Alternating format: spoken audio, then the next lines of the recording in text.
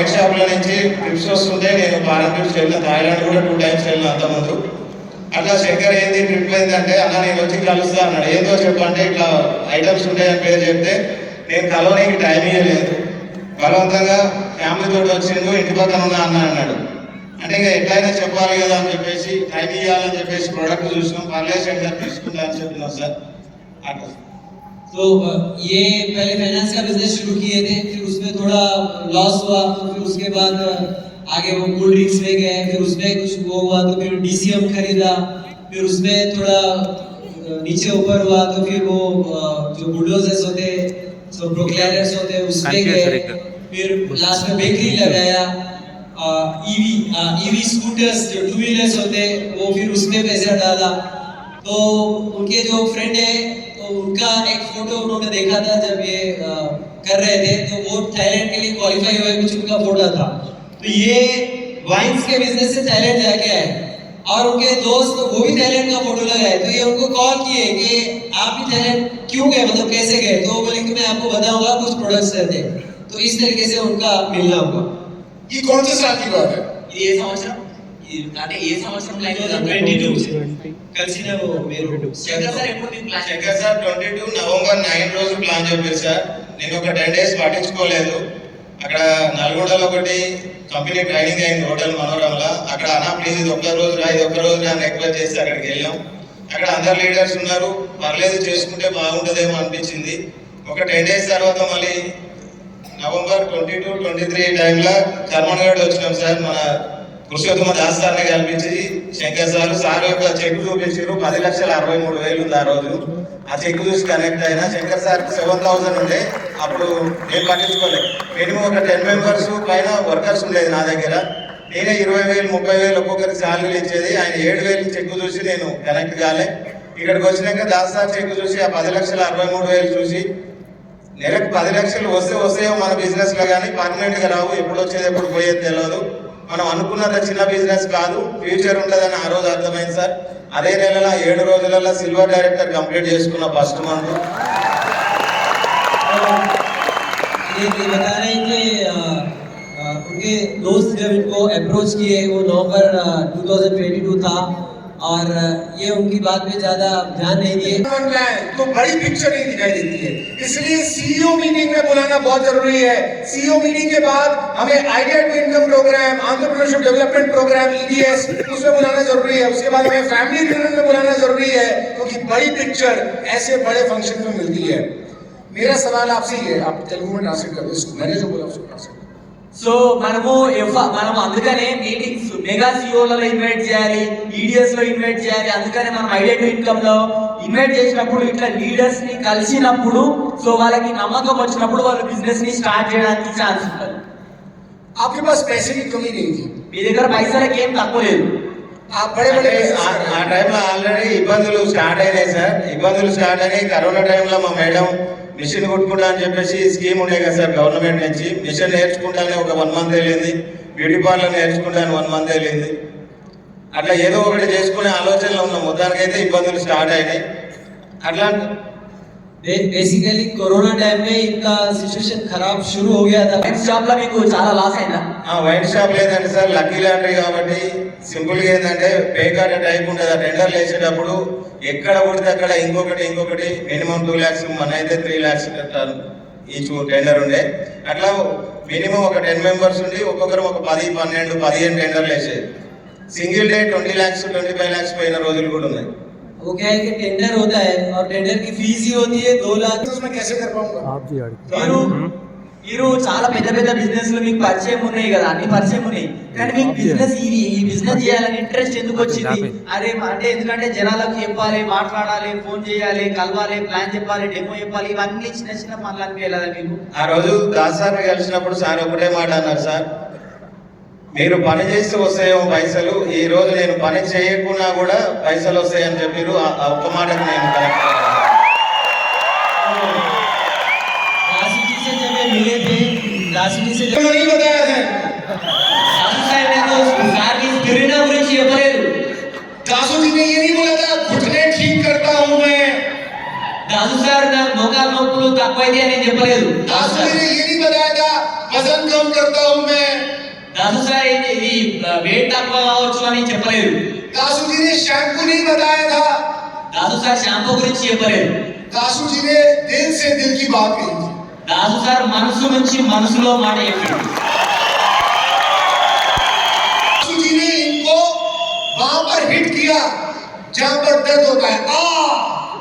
Dasu sir ఎక్కడైతే కొట్టాలో pain వస్తుందో అక్కడ కొట్టింది కాబట్టి ఈ రోజు సార్ ఇక్కడ ఉన్నాడు. ఆ పెయిన్ఫుల్ పాయింట్ ని టచ్ చేసినందుకు సార్ అనిపించింది, అందుకనే బిజినెస్ లో ఉన్నాడు. अभी कर लिया इसको. हमें बॉल वो डालनी है जिससे सामने वाला आउट हो जाए. మనం బాల్ ఎట్లా వేయాలంటే ఎదురున్న వ్యక్తి అవుట్ కావాలి, అట్లాంటి బాల్ వేయాలి. మనం अभी हम बॉल डालते हैं वो छक्का मार देता है. మనం బాల్ వేస్తాం, వాళ్ళు సిక్స్ కొట్టేస్తారు. अब बॉल वो डालनी है सामने वाले को जिससे वो आउट हो जाए. वो बैट लेके खड़े आउट, स्टंप, बॉल. సో ఎట్లాంటి బాల్ వేయాలంటే మనం బాల్ వేస్తే అవుట్ కావాలి, స్టంప్ అంటే వికెట్లు పడిపోవాలి, అట్లాంటి బాల్ వేయాలి, సైడ్ గా వెళ్ళిపోవాలి, అట్లాంటి బాల్ మనం వేయాలి. दासू जी ने यादगिरी जी को बॉल ऐसी डाली ये आउट हो गए. దాసు సార్ ఎట్లాంటి బాల్ వేసిందంటే యాదగిరి సార్ అవుట్ అయిపోయాడు, అట్లాంటి బాల్ వేసిండు. यही वो कारण है इन्होंने उनका ड्राइविंग फोर्स जगा दिया. సో ఇదే రీజన్ సార్ యొక్క డ్రైవింగ్ ఫోర్స్ ని, అంటే ఏదైతే పని చేయడానికి కారణం ఉందో దాన్ని సారు పెంపొందించిండు అన్నమాట. अब वो हमेशा इस बात के लिए चार्ज्ड अप रहेंगे कि मुझे इतना बड़ा ऑर्गेनाइजेशन क्रिएट करना है कि मैं काम ना भी करूं तो भी मुझे पैसा आता रहे. సార్ కి ఇప్పుడు ఎట్లా ఉంటది అంటే సార్ కి ఎప్పుడు ఒకటే దాని గురించి పని చేస్తాడు. ఎందుకు అనంటే దేనికోసం పని చేయగలుగుతాడు అంటే, అరే నేను పని చేయకుండా కానీ పైసలు రావాలి, దానికోసం నేను పని చేస్తున్నా అని సార్ పని చేసి ఎప్పటికీ పని చేయగలుగుతాడు అనమాట. ఆ రీజన్ కోసం అంత పెద్ద బిజినెస్ ని క్రియేట్ చేయగలుగుతాడు. Follow up to the last night session. कल रात जो हमने सुना कि हमें एक ऐसा ड्राइविंग फोर्स चाहिए जो हमें इस बिजनेस में आने वाले 25 से 50 सालों तक जगा कर रखे, वो है driving force, real driving force. So last మనం రాత్రి వినాం కదా సెషన్, ఆ సెషన్ గుర్తు తెచ్చుకోండి. మనకు రీజన్ కావాలి, ఒక కారణం కావాలి. ఇప్పుడు నుంచి దాదాపు 25 నుంచి 50 సంవత్సరాల వరకు మనని ఈ బిజినెస్ లో ముందుకు తీసుకుపోయే ఏదైతే కారణం ఉందో ఆ కారణం మీకు కావాలి ఈ బిజినెస్ లో మీరు ముందుకు పోవడానికి. आपका लेवल क्या हो गया Yadagiri ji? Level UCD sir. कितने टाइम में? November 22 to 3 years. 3 इयर्स में यूसीडी हो गया.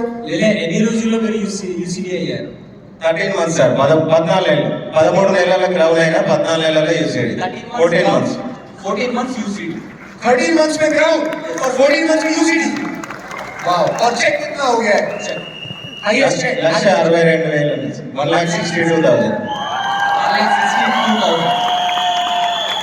Thank you Yadagiri ji, thank you. मैं चाहूंगा आप संदीप गिलाड़े जी को माइक दे दीजिए. फैमिली बैकग्राउंड के बारे में बताइए. मेरा 10वीं तक मेरा कॉलेज गया था, 11वीं 1 साल सिर्फ. लेकिन आगे घर की सिचुएशन नहीं थी आगे पढ़ने की, तो वहाँ तक ही स्टॉप कर दिया. और घर की सिचुएशन क्या थी वो बताइए. मतलब जन्म कहाँ हुआ आपका और कैसी परिस्थिति में हुआ? हमारे महाराष्ट्र में सातारा जिला करके डिस्ट्रिक्ट है, उसमें एक छोटा सा गांव है. मेरे माँ फिर 6th स्टैंडर्ड में था तब माँ, और 2-3 साल के बाद पिताजी. कैसे? పూణే నుంచి ఈ బిజినెస్ చేస్తున్నారు. సో సార్ 10th క్లాస్ వరకు చదువుకున్నారు. ఎందుకు చదువుకోలేదు అని సార్ అడిగితే ఎట్లాంటి బ్యాక్గ్రౌండ్ నుంచి మీరు వచ్చిండ్రు అంటే, సార్ వాళ్ళ అమ్మ సార్ చిన్నగా ఉన్నప్పుడు అంటే 6th క్లాస్ ఉన్నప్పుడు, ఈయన సార్ 6th క్లాస్ ఉన్నారంట, వీళ్ళ తమ్ముడు 4th క్లాస్ ఉన్నారంట. అప్పుడు వీళ్ళ అమ్మ చనిపోయిండ్రు. దాని తర్వాత 2 సంవత్సరాల తర్వాత వీళ్ళ నాన్న చనిపోయిండ్రు. అమ్మనేమో పెరాలిసిస్ తోని చనిపోయిండ్రు, నాన్ననేమో బాగా తాగుతుంటే తాగుడు అలవాటై చనిపోయిండు. तो आप और आपके भाई अनाथ हो गए थे మీరు स्कूल में. तो फिर कैसे जिंदगी आगे बढ़ी? तो मेरी माँ की जो छोटी बहन है, मेरे माँ के घर मेरी नानी, माँ की माँ, उनके साथ मैं, मेरा भाई और मेरी मौसी और मेरे नाना जी, ऐसे 5 लोगों का फैमिली हम रहे वहाँ. एक సో సార్ వాళ్ళు చిన్న బ్యాక్గ్రౌండ్, చాలా సింపుల్ బ్యాక్గ్రౌండ్. మరి ఎట్లా మీరు ముందు అంటే ఎట్లా మీరు బతికిండ్రు అని అంటే సార్ వాళ్ళ కోసం అంటే వీళ్ళ కోసము వీళ్ళ తమ్ముడు కోసము సార్ కోసం వాళ్ళ తమ్ముడు కోసము వాళ్ళ పిన్ని వాళ్ళ చిన్నమ్మ ఉంటారు కదా, చిన్నమ్మ పెళ్లి చేసుకోలేదంట. వాళ్ళ చిన్నమ్మ, వీళ్ళ అమ్మమ్మ, వీళ్ళ తాత, మళ్ళా వీళ్ళ తమ్ముడు అందరు 5 కలిసి వీళ్ళ అమ్మమ్మ వాళ్ళ ఇంట్లో ఉంటుండేనంట. సో మరి ఎట్లా గడుస్తుండే జీవితం అంటే వీళ్ళకి 2 బర్రెలు ఉండేనంట. సో ఆ బర్రెలు కాసుకుంటుండే. దాని తర్వాత వీళ్ళ అమ్మమ్మ, నెక్స్ట్ వీళ్ళ పిన్ని వేరే చేర్లలో పనిచేస్తుండే. అట్లా జీవితం దాని ద్వారా వచ్చిన పైసలతో వీళ్ళ జీవితం అనేది గడుస్తుండే. చేస్తుండే మరి 10th వరకు పాలు అమ్ముతున్నారంట. మొత్తం చదువుకుంటా పాలు అమ్ముతున్నారంట. దాని తర్వాత ఏమైందంటే మనకి పాల మీద తర్వాత మనకి పొద్దున కూడా స్కూల్ పోతుండేనంట. మళ్ళీ రాత్రి పూట మనకి ఇసుక నింపుతారు కదా, నది ఉంటాయి కదా. సో అట్లా రాత్రి కూడా ఇసుక నింపుతానికి పోతే 20 రూపాయలు వస్తుండేనంట అప్పుడు. సో దాని తర్వాత మెల్లమెల్లగా బైక్ మెకానిక్ నేర్చుకున్నారంట.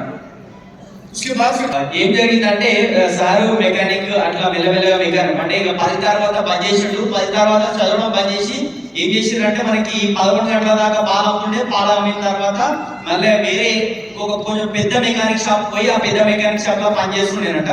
సో దాని తర్వాత మెల్లమెల్లగా మొత్తం నేర్చుకున్న తర్వాత 2007 సంవత్సరంలో సారు సొంతంగా మెకానిక్ షాప్ పెట్టినట్ట. అప్పుడు ఎట్లా పెట్టిండంటే అవి పైసలు ఒక బర్రెని అమ్మేస్తే 7,000 రూపాయలు వచ్చినాయంట. అప్పుడు అమ్మేసిన పైసలతోని మళ్ళీ దాని తర్వాత సెకండ్ హ్యాండ్ సామాన్లు ఉంటాయి కదా, ఆ సామాన్లు అన్నిటితోని కలిపేసి ఒక మనకి bike showroom bike mechanic shop పెట్టిందంట, వర్క్ షాప్.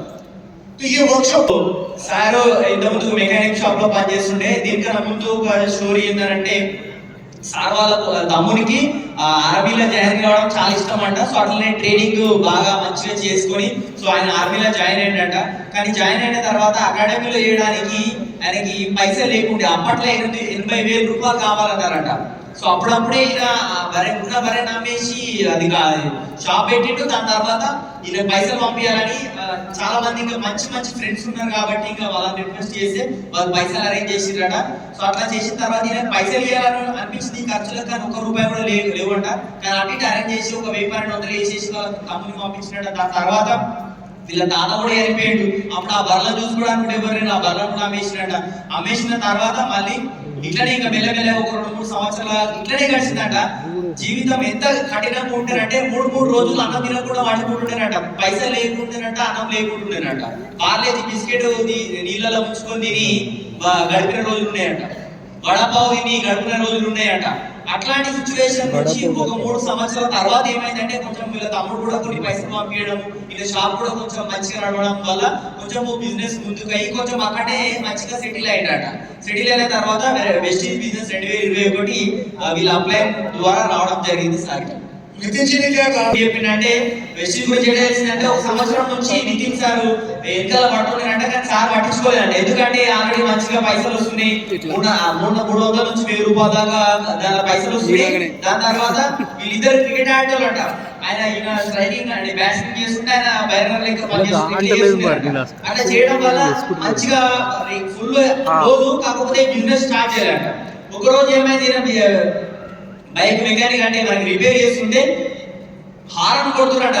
కార్ వాళ్ళు ఒక 2-3 సార్లు హారన్ కొట్టిరట. అయినా కోపం వచ్చేసరికి ఎవరి హారన్ ఎన్నిసార్లు కొడుతున్నారు ఎంత మరి చూసేసరికి దానిలో నితిన్ సార్ ఉన్నాడట. సో ఆ నితిన్ అడిగినట్ట ఎవరిది కారు, మరి నువ్వు ఈ కార్ వేసుకొని వచ్చినావు అని అంటే ఇది సరదా స్టోరీ చెప్పినట్టు. కానీ సార్ ఏం చెప్తున్నాడంటే చూడండి, సారు ప్రొడక్ట్ తీసుకొని పోలేదు. ఇంత ముందుకు మనం మాట్లాడాం కదా, మీకు పెయిన్ఫుల్ డ్రీమ్ కావాలి, పెయిన్ఫుల్ అంటే గుచ్చుకునేటట్టు కావాలని ఆ హారం కూడా ఆయనకు గుచ్చుకున్నట్టు అయ్యి అన్నట్టు అని అయింది. ఆయన డ్రీమ్ ఓపెన్ అయింది అని సార్ చెప్తున్నారు. సో ఈ కారు ఎట్లా వచ్చింది అని అంటే నీకు 1 సంవత్సరం నుంచి చెప్తున్నా కదా, నువ్వు వినే కదా ఆ బిజినెస్ నుంచి వచ్చిందని నితిన్ సార్ చెప్పిండట.